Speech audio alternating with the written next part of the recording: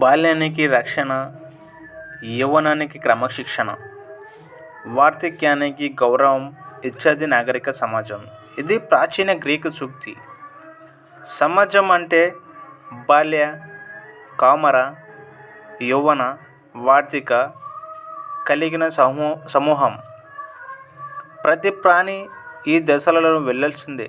కొన్ని ప్రాణాలు కొన్ని దశలలో జీవితాన్ని ముగిస్తాయి.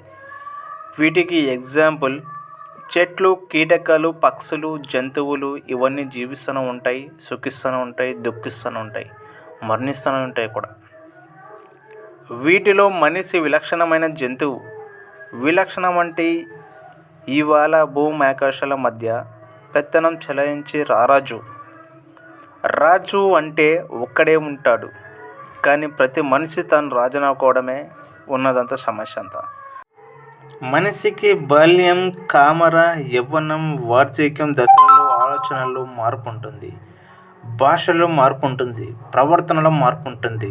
ఇప్పుడు మనం ఆలోచనల గురించి పుస్తకం చదవబోతున్నాం. రాసింది